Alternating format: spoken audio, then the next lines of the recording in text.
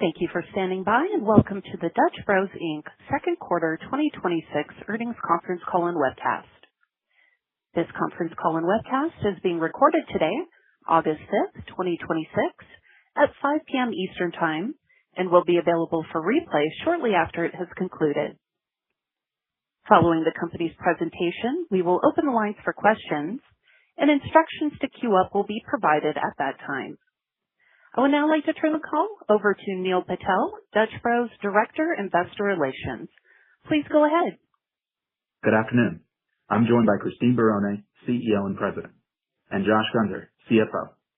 We issued our earnings press release for the quarter ended June 30th, 2026, after the market closed today. The earnings press release, along with a supplemental information deck, have been posted to our investor relations website at investors.dutchbros.com.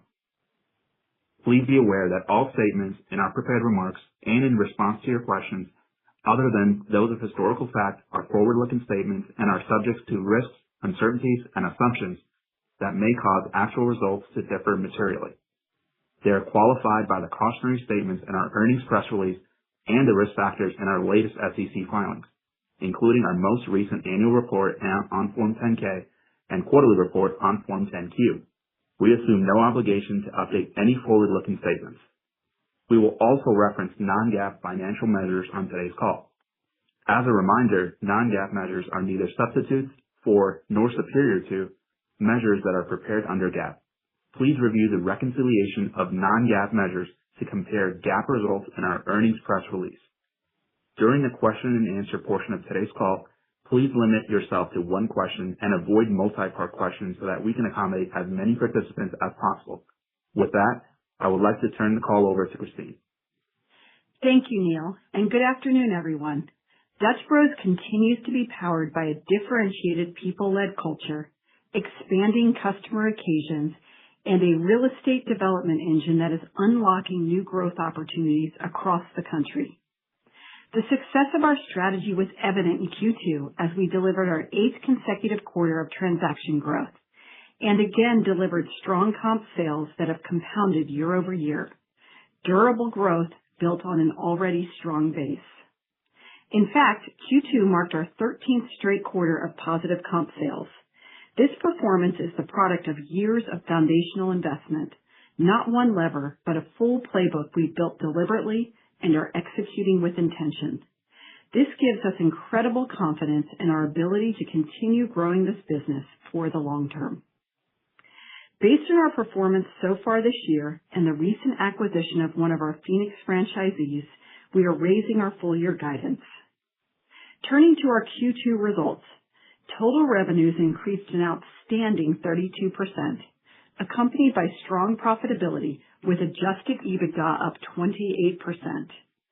Our distinctive value proposition continued to resonate in Q2, and we saw system-wide transaction growth driven by the strength of our brand and our endlessly customizable offerings delivered with speed, quality, and service.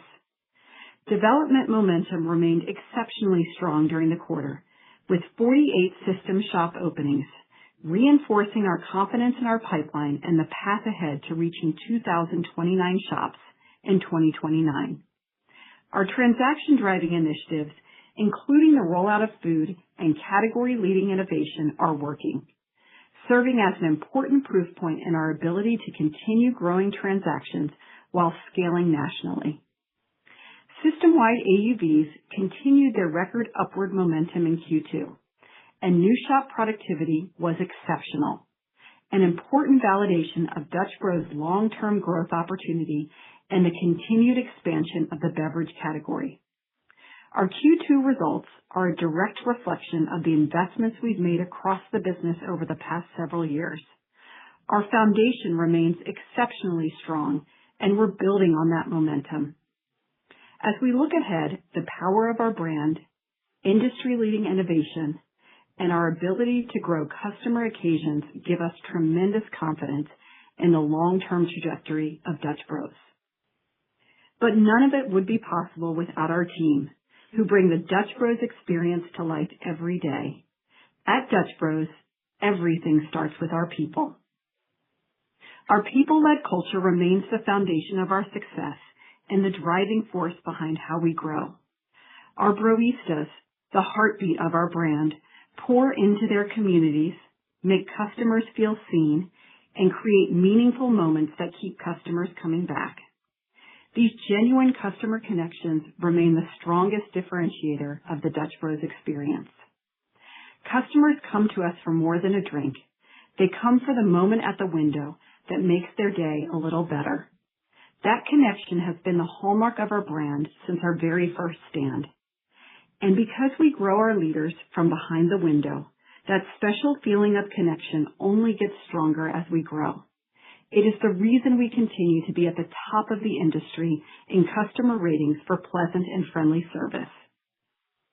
The exceptional people across our brand allow us to execute consistently, scale into new markets, and deliver the unmatched Dutch Bros energy our customers know and love. Today, we have more than 525 operator candidates in our pipeline, with an average tenure of nearly 8 years. A leadership bench that gives us tremendous confidence in our ability to continue growing in the unique way only Dutch Bros can. At the end of June, I spent time with more than 2,000 of our field leaders at A Better World, our immersive and engaging field event focused on developing the next generation of Dutch Bros leaders. Being surrounded by the people who bring our culture to life every day reinforced what makes Dutch Bros so special.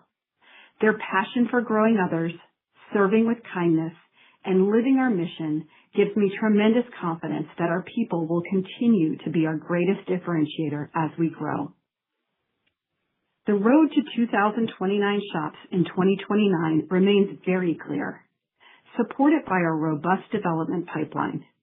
As we deepen our presence in existing markets and thoughtfully expand into new ones, each new shop opening reinforces the power of the Dutch Bros brand from coast to coast. Importantly, density continues to be a competitive advantage. We believe density matters and continue to view it as a strategic asset of both our expansion model and growing brand awareness. While we continue this densification strategy, we are also entering new markets as we expand our footprint across the country. And new market performance continues to give us even more confidence in our growth path ahead. One of the best examples is in the Chicago market. Last quarter, we provided an update on our entry into the greater Chicago area, highlighting that our first shop was pacing to a volume of approximately $4 million. During Q2, we expanded our footprint in the greater Chicagoland area with our Melrose Park shop, which is pacing to a volume of approximately $7 million. The response from the community has been incredible. Opening day demand exceeded our expectations and set a new company record, further underscoring the portability of the Dutch Bros brand. The early results affirm our belief that the greater Chicagoland area represents a meaningful long-term growth opportunity. Across several newer markets, we are also seeing incredible traction. From Atlanta to Charlotte to Tampa, we are seeing many new markets annualizing meaningfully above expectations, showcasing firsthand how well the Dutch Bros brand travels and resonates across diverse geographies. We are also excited to have entered our 26th state, Mississippi, in July. We recently completed the Phoenix East Valley acquisition, following the retirement of our franchise partner who had been with Dutch Bros for nearly 20 years. Looking ahead, our development momentum remains very strong. We're opening shops ahead of schedule, our pipeline is rapidly growing, and we continue to see attractive conversion opportunities, both from emerging growth concepts and legacy beverage and drive-through players. Whether we're entering new markets or building density in existing ones, the broad appeal of the Dutch Bros brand and the significant runway ahead become even more evident with each shop we open. Growth isn't just about expanding our footprint. It's also about creating more reasons for customers to choose Dutch Bros throughout the day. In Q2, innovation across our menu and our relentless focus on the customer experience help strengthen customer routines, drive frequency, and deepen engagement with the brand. Let me start with food. Food continues to be one of our most important sales drivers and a key component of our morning daypart strategy. By the end of Q2, we completed the rollout of our new food program across approximately 750 system shops, ahead of schedule. Throughout the rollout, the response from customers and Broistas has exceeded expectations. We're seeing customers incorporate Dutch Bros into more morning occasions, creating additional opportunities to engage with the brand and strengthening our position within customers' daily routine. Beyond food, innovation across our beverage menu and merch drops kept customers engaged and excited to visit Dutch Bros in the quarter. In May, we introduced Mist Energy Refreshers, a new category of plant-powered energy drinks to complement our proprietary Rebel platform, further strengthening our leadership position in the energy space. Mist allows us to broaden our occasions and reach new customers while bringing meaningful innovation to the beverage industry. At launch, we drove trial of Mist through our Fill a Tray event, making it easy for customers to mix and match and discover this new platform. Mist headlined our Q2 LTO lineup, alongside the return of fan favorites Strawberry Colada Che de Leche, and drove outstanding year-over-year growth in LTO unit velocity. Since the launch of Mist, we've increased our overall energy mix and driven retention rates ahead of recent LTO benchmarks.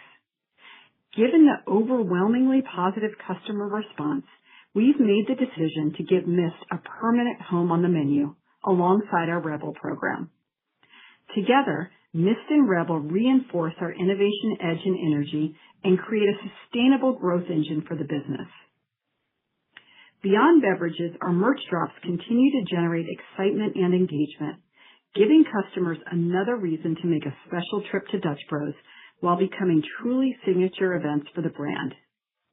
We saw another quarter of meaningful sales lift, with standout drops like the State Sticker and Frog Charm delivering the strongest merchant sticker drops of the year. Our digital ecosystem also continues to deepen customer engagement. We ended Q2 with over 73% of transactions flowing through Dutch Rewards, reflecting continued customer adoption and engagement. Rewards penetration has been on a consistent climb over the last 3 years, and we have grown our registered members per shop by over 50%. In Q2, Dutch Rewards also delivered its strongest contribution to comp since the start of our customer segmentation journey. Our ongoing investment in segmentation and personalization is enabling more relevant customer experiences and remains an important lever to drive long-term transaction growth.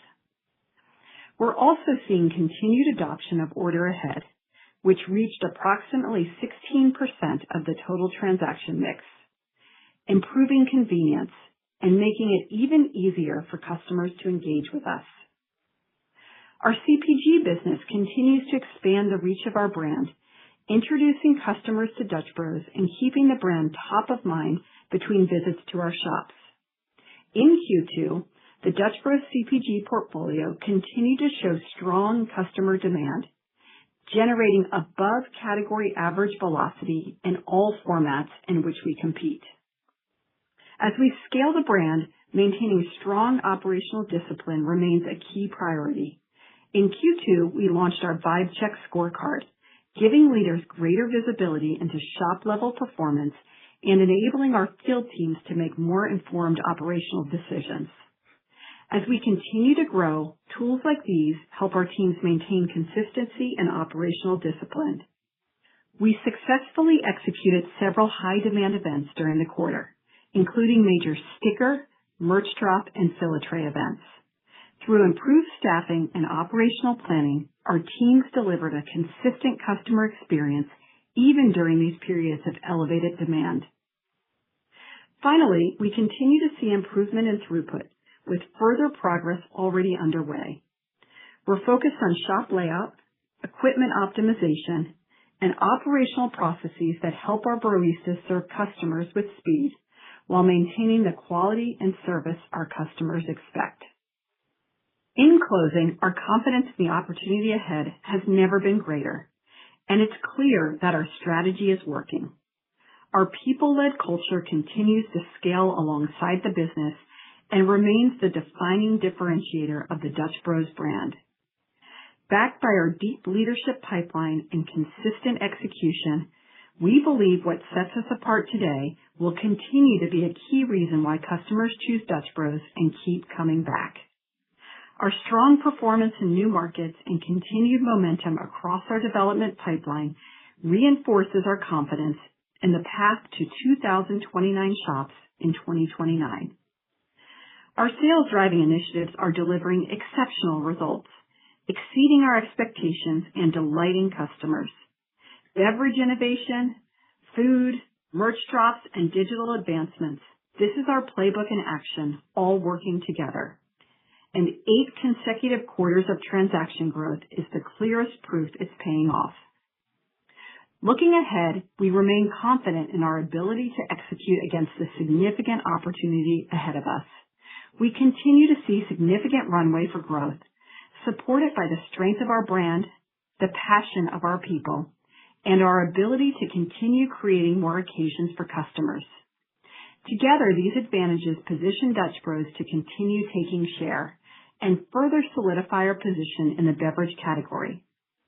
With that, I'll pass it to Josh. Thanks, Christine. I'll start with a recap of our second quarter performance and then share our outlook for the remainder of 2026. Our second quarter results were above our expectations, with upside driven by outstanding execution of our marketing initiatives and the continued traction in our idiosyncratic sales drivers. The dedication of our people and the strong conviction we have in our brand solidify my confidence in the balance of the year and our ability to drive long-term growth. For the second quarter, total revenues were $551 million, growing 32% over the second quarter of last year. Company-operated same-shop sales growth in Q2 was an impressive 8.3%, with transaction growth of 3.4%. System same-shop sales growth in Q2 was 5.8%, with transaction growth of 1.7%. The strength of our 2-year transaction stack highlights the effectiveness of the layers of sales-driving initiatives we have executed over recent years and their ability to generate strong customer demand even in an environment of lower consumer sentiment. Performance during the quarter benefited from the continued rollout of our new food program, the continued maturation of newer shop vintages, strength in brand marketing initiatives, and the momentum in customer segmentation within Dutch Rewards. And with our system same-shop sales performance in Q2 and performance quarter to date in Q3, we are updating our guidance for the full year to 5 to 6%. Now let me be clear. Given our performance to date and our expectations for the full year, we are trending towards the midpoint of that 5 to 6% range. This guidance reflects transaction comparisons continuing to step up through the remainder of the year and the lap of the food rollout we began in Q3 of last year, which primarily impacts net ticket. Our updated full-year comp guidance contemplates system same-shop sales growth of approximately 4 to 5% in Q3, reflecting stronger transaction comparisons and the impact of effective pricing stepping down sequentially.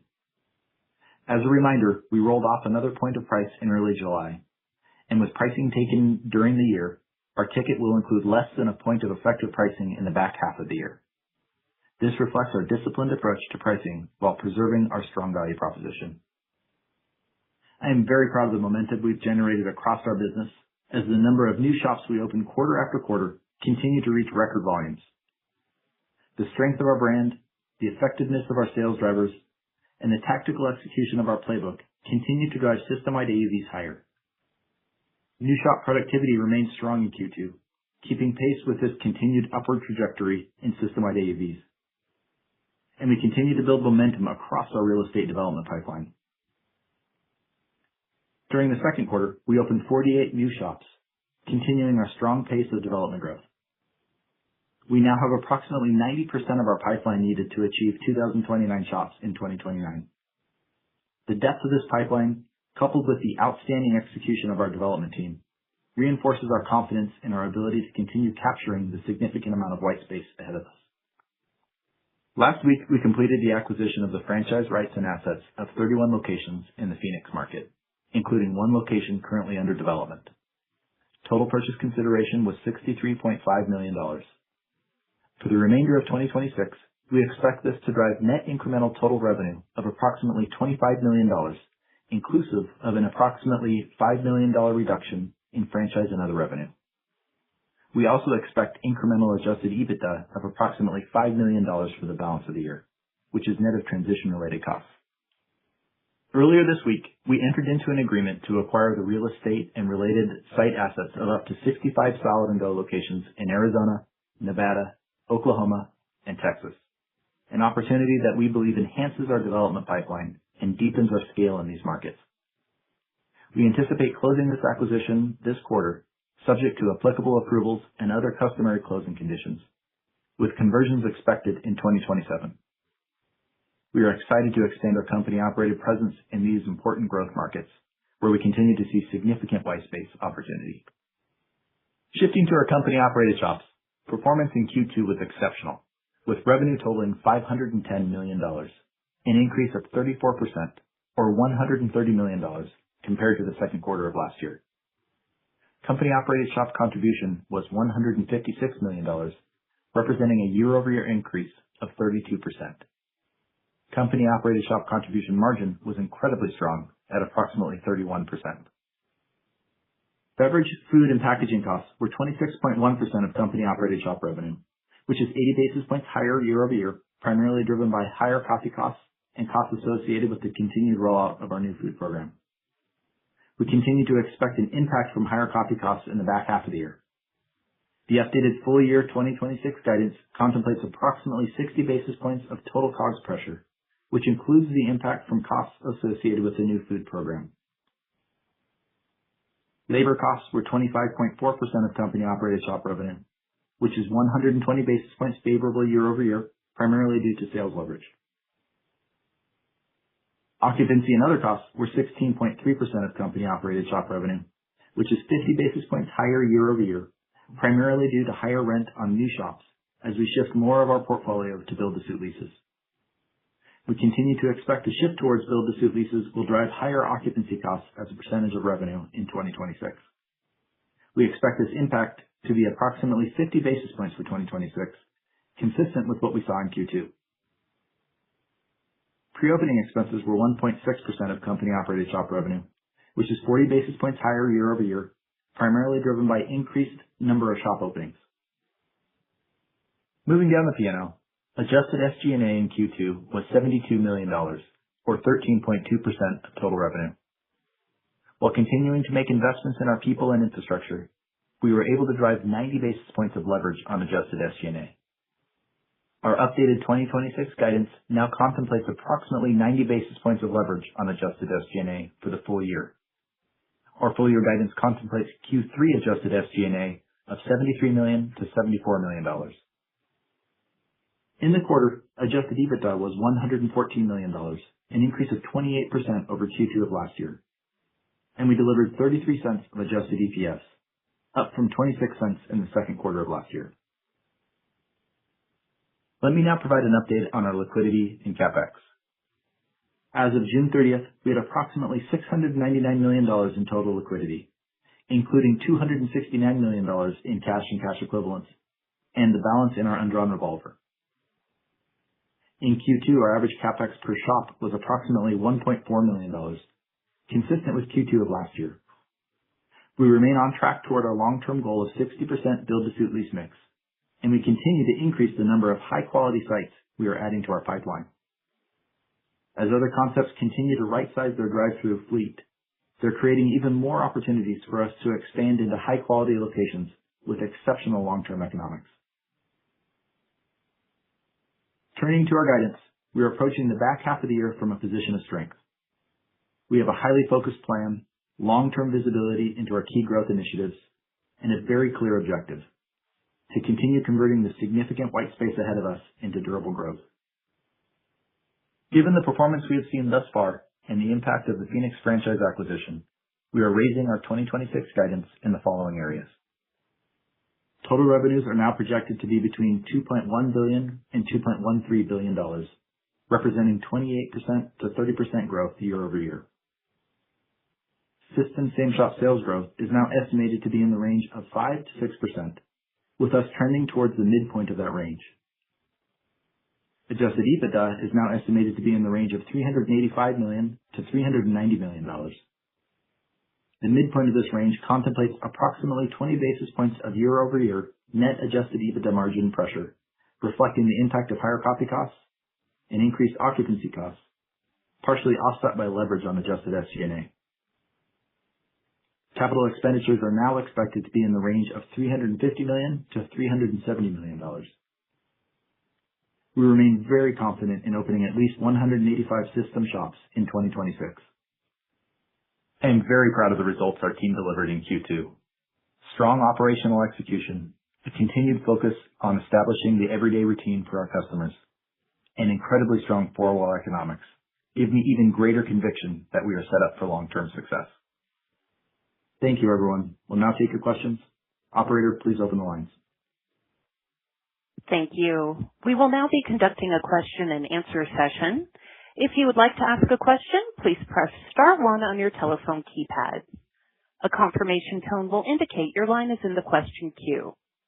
Please limit yourself to one question. You may press star 2 if you would like to remove your question from the queue. For participants using speaker equipment, it may be necessary to pick up your handset before pressing the star keys. And our first question will come from Dennis Geiger with UBS. Great. Thanks, guys. Josh, you gave some really helpful color on the rest of the year guidance, and including as it relates to the same-store sales target. Wanted to know if you could get into that a little bit more, as far as how you're thinking about the back half comp outlook.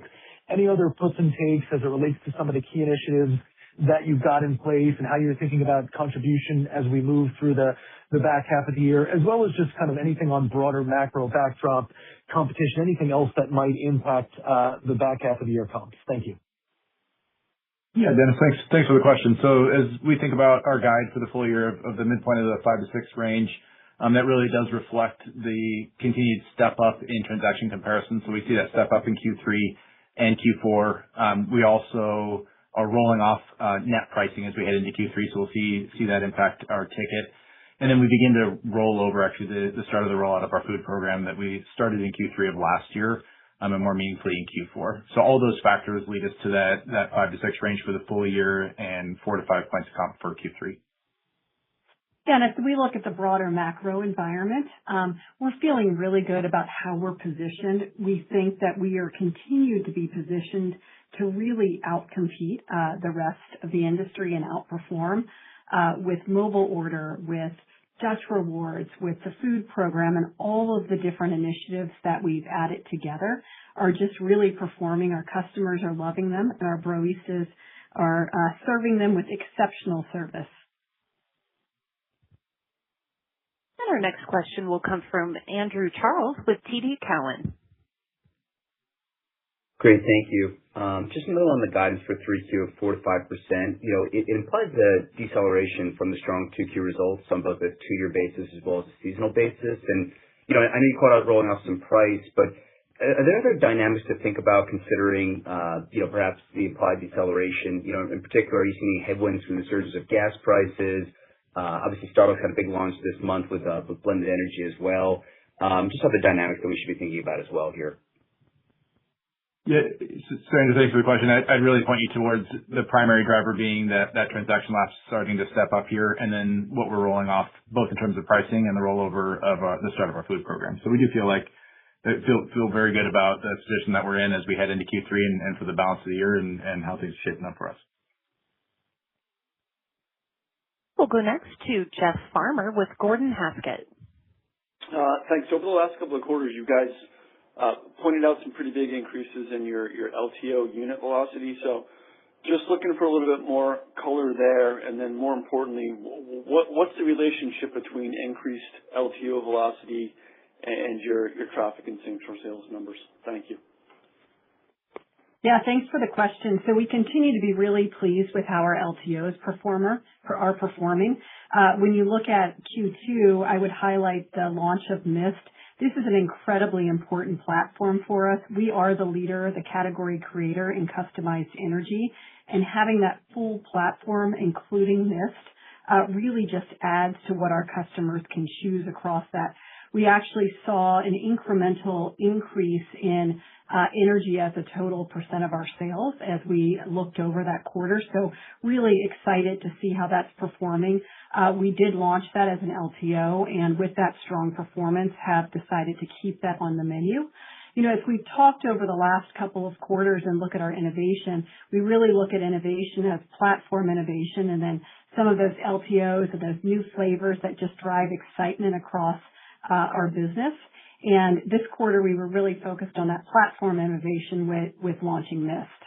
The other thing we saw too is as we look at our LTOs, we look each year at what's performing really well and saw continued really great performance out of Strawberry Colada. So to see both Mist performing and our Strawberry Colada, along with very strong performance out of Dulce de Leche for that second year as well. Moving on to Sarah Senator with Bank of America. Oh, thank you. I wanted to ask about the franchisee comps, perhaps.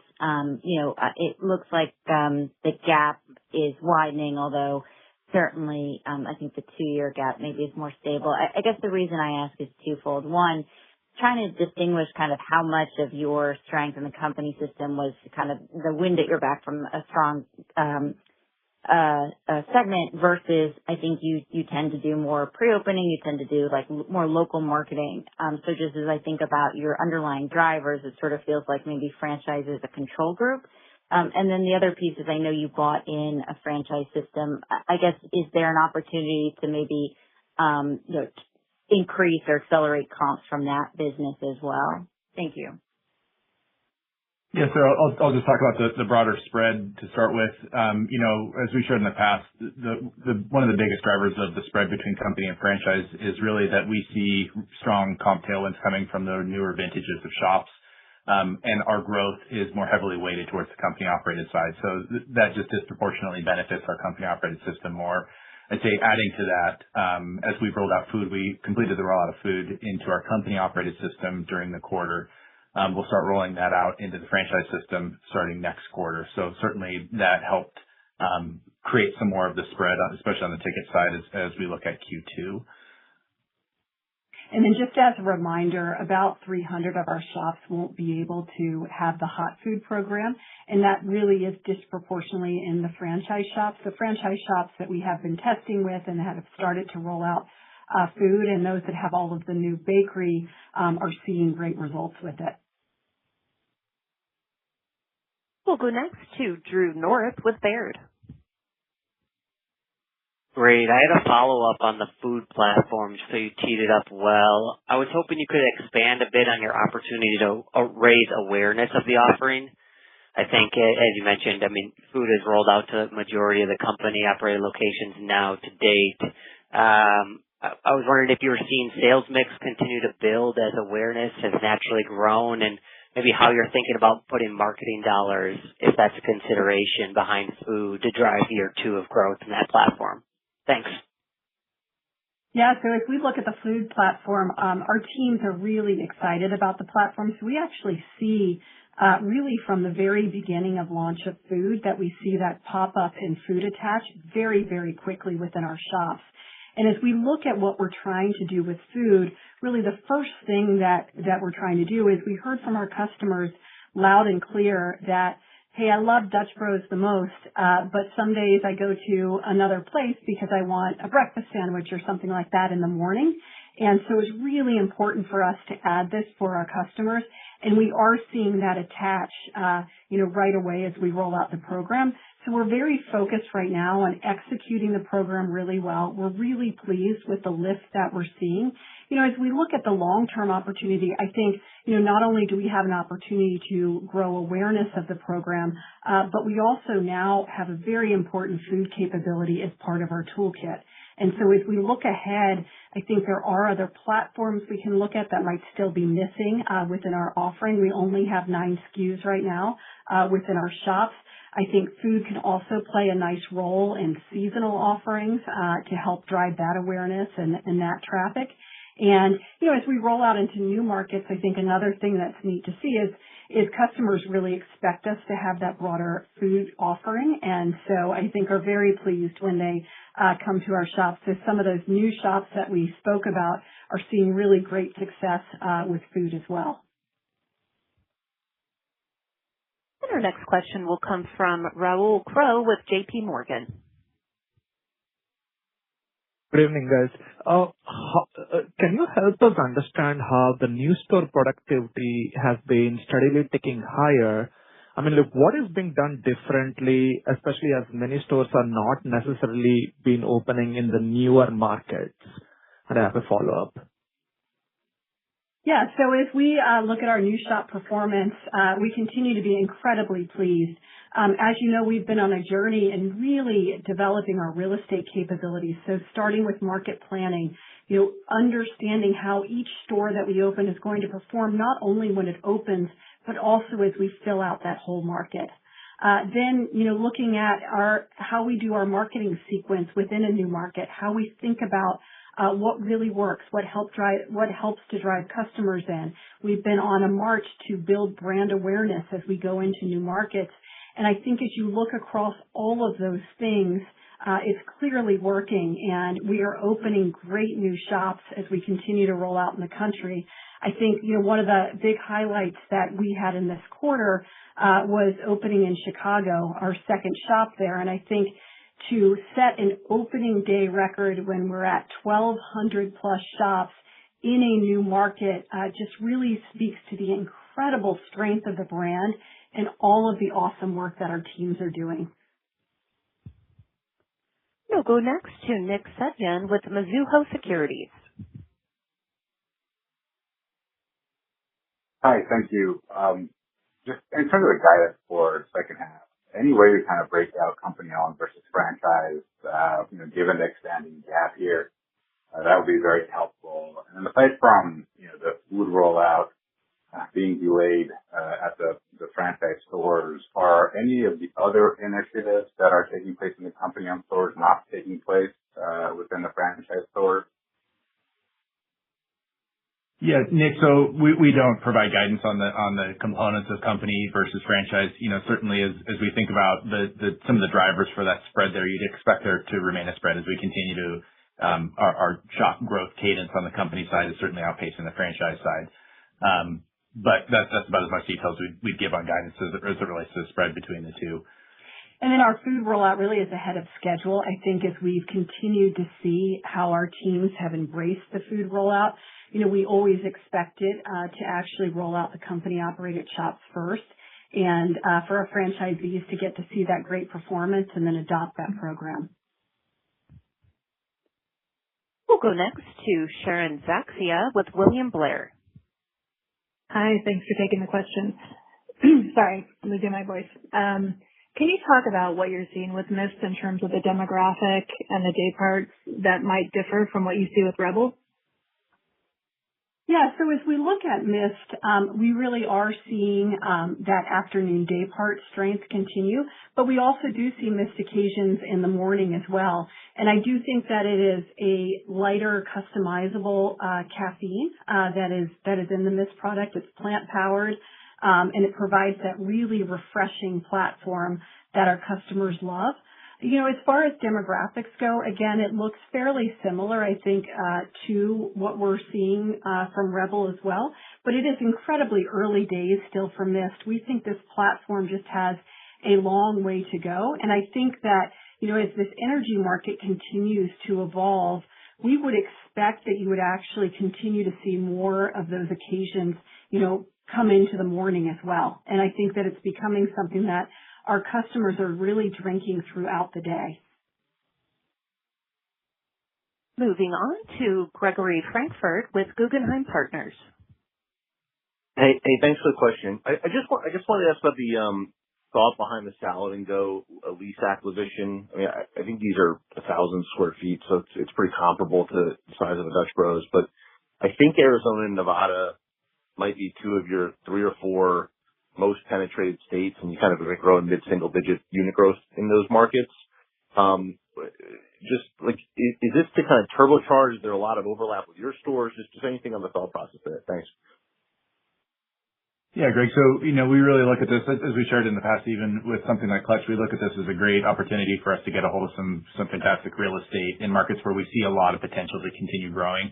So while you're right, we have several shops here in Arizona and Nevada, we still see a significant amount of white space ahead and availability for us to be able to go after creating more of that daily routine and that daily occasion with customers. So we see this as a nice addition to the overall portfolio.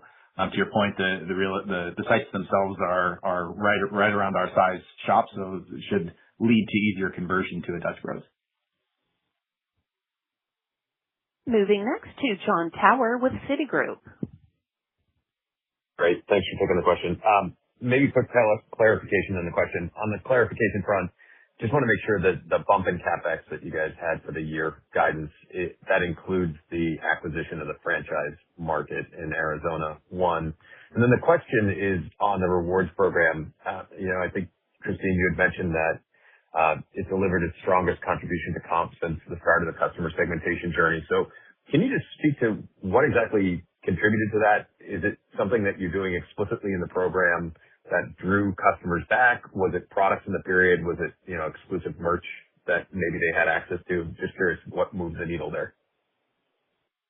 Yeah, I'll start with the CapEx question quickly. The increase does reflect the franchisee acquisition, does not include the announcement around Salad and Go. Yeah, and then on the rewards program, we've really been on a journey, and so a lot of this is actually us taking our data and being able to segment it in new ways, and then be able to provide very unique offers to different customer segments that really match with what we're seeing from their behavior patterns. So, when we see a behavior pattern trying to get someone into that next layer of frequency, trying to get them into that next drink, trying to make them aware of other products that we have, things like that. So it actually really is an increase in our sophistication in data and the way that we're using it within our rewards program. So it's a new capability that we've developed over time. We are also adding different ways that we can encourage our customers to try new things. So things like streaks in the program. So we are actually building out new technological capabilities as well, along with all of that data segmentation that we're working through. And moving next to Jacob Aiken-Phillips with Melius Research. Good afternoon, guys. Thanks so much for taking our question. So between the 185 planned openings this year, acquired franchise shops, the Salad and Go conversions, I was just curious how you're planning on sequencing these projects to ensure that the operator and MOB pipeline is not stretched. Is people capacity, permitting, or construction now the primary constraint? Thanks. Yeah, so if we look at our openings, so one, the franchise shops, we actually continuously operated those. So that acquisition is complete. They, closed one night as a franchisee shop, opened the next morning, and our teams did just such an incredible job with that seamless operation. I think, given the proximity to our headquarters, we've had the teams in here getting them ready for that, and they've done just a fantastic job with that. On things like Salad and Go and like Clutch, that really is just adding real estate to our pipeline. So that's part of our normal process that we go through. It's really just building on that pipeline as we are on that march to 2,029 shops in 2029. We have an incredible pipeline of leaders. So as I mentioned on the call, we have 525 operator candidates in our pipeline. Our operators sit just above shops, so they manage multiple shops. And so we have a very, very strong group of leaders. And as we look, in particular at adding shops in our pipeline in some of our markets that have been with us for the longest, like our Arizona market, we have an incredible bench of really, really strong leaders in the Arizona market, in the Vegas market. And so as we look to add more sites, we've got great people ready to operate those shops. Moving on to Jim Salera with Stephens. Hey guys, good afternoon. Thanks for taking our question. wondering if you could provide us any detail on geographic distribution in terms of same restaurant sales drivers. I know in 1Q, you guys highlighted very strong results out of Texas, and that helped support the kind of system-wide results. Wondering if there's any other call-outs this quarter and if you see any particular strength across any geographies. Yeah, so we don't typically share strength across geographies. We had shared that last quarter really just to highlight one of our most competitive markets and to show how well Dutch Bros is showing up and competing in those markets. But as we look across our comp and our very strong comp, both from a system perspective and then from a company operated perspective, we are seeing strength across all day parts with positive comp on all day parts. We are seeing particular strength in the morning, and that is something, as we roll out these different initiatives, we've been very focused on growing that morning day part. So what we have been expecting to see is really showing up in the numbers, and just super pleased by how that's going. And our next question comes from Margaret May Binstock with Wolfe Research. Hey guys, thanks for taking my question. I just wanted to ask on the Vibe Check scorecard that you guys just launched. I guess, can you talk a little bit about what it actually measures and what the intent is? Is it behind catching issues early or just identifying best practices so you can replicate them to other shops? Thank you. Great. So as we look at the Vibe Check scorecard, it's really measuring those things that are important to our business. So like everything at Dutch Bros, starts with our people. So really understanding turnover. We're working on a metric to really understand, how are our crews doing and to make sure that our teams, have great visibility across the board to the shops. We also have customer metrics. So what do our customers think of how we're doing? What do they think of our speed, quality, and service? And what differences do we see across shops? And then finally, business metrics. So how are we staffing our shops? Are we staffing against the demand really well? And then how are we growing our customers? Are we inviting more customers into Dutch Bros? So it's really all of those things that are a good, important check. And as we roll this out, I think the most important thing at the beginning of the rollout is really the learning that our teams can see from each other.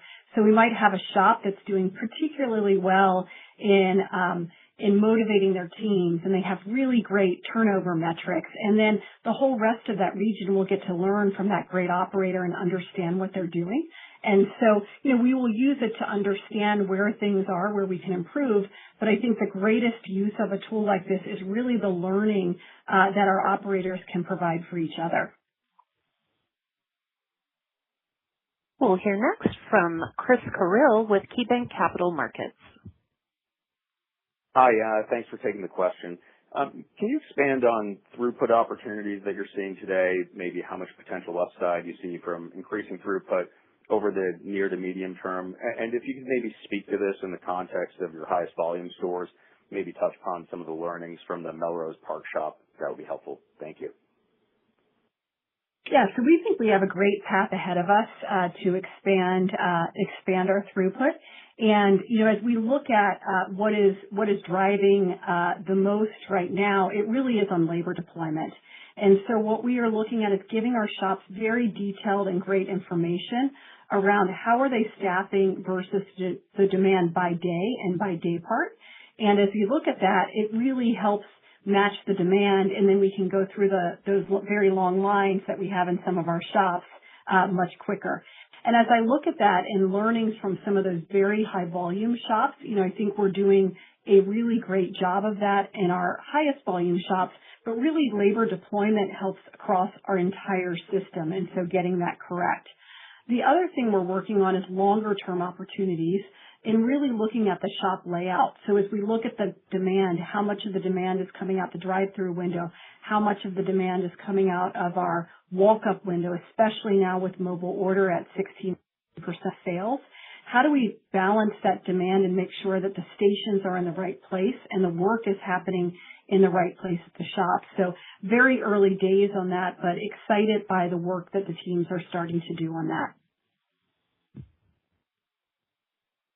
And we'll go next to Matt Curtis with D.A. Davidson.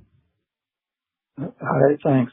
I've got another question on missed with it being added to the permanent menu. What metrics gave you confidence in making that decision to make it permanent so quickly? Is there any additional color you can provide on repeat rates, perhaps how they're tracking relative to Rebel or prior successful product introductions? Thank you. Yeah, so as we look at adding Mist to the permanent menu, we've actually been working on Mist for quite some time. And so, kind of starting from the beginning and how we develop a product, first we do concept testing to understand as we describe this product to customers, how do we think they're going to react to it? We're actually asking them, how does this product sound? What about these benefits? Things like that. Then we take it through some taste testing to see, is this really the best product on the market, and how do customers react to the taste of the product? Then we go and we actually do a market test. So we're looking for, a smaller market test at first to really test operations. And so can we make this? Does it fit within the cadence of what we're trying to do? And then we go to a broader market test where we're actually looking at volumes, we're looking at repeat rates, things like that. So even before the launch of Mist, we had a lot of great data indicating that we were likely going to leave this on as a permanent menu item, given what we had seen and really given the reaction as we had to temporarily take it off the menu for a little bit, and that customers really begging for it to come back. And then as we roll out, we look very carefully at, what customers are new, where is it at occasions, what other platforms do we see the product drawing from? And what's interesting here is with Mist, not only do we see new occasions, we do see some of it drawing from Rebel, but we also see it drawing from things like lemonade. And so I think there's this real need in the market for that type of energy that a product like Mist provides. And then as we look at it, we look at repeat rates and what happens as we launch a normal LTO, and then what happens to that curve afterwards. And so we saw really great trial and then really strong repeat rates as Mist continued throughout the quarter. And this now concludes our question and answer session. I would like to turn the floor back over to Christine Barone for closing comments. Thank you for your questions. Before we wrap up, I'd like to recognize an achievement that reflects the very best of Dutch Bros. In Q2, Drink One for Dane Day raised more than $1.7 million for the Muscular Dystrophy Association. The event also marked an incredible milestone, helping us surpass $20 million in lifetime donations to the MDA, supporting critical ALS research, care, and services for families affected by the disease. Our partnership with the MDA continues to honor the legacy of our co-founder, Dane Boersma, and reflects our deep commitment to giving back to the communities we serve. As Dutch Bros continues to grow, so does the impact we're able to make together. Thank you to our Broistas, our customers, and our community partners for helping us honor Dane's legacy and make a massive difference one cup at a time. Ladies and gentlemen, thank you for your participation. This does conclude today's teleconference. You may disconnect your lines and have a wonderful day.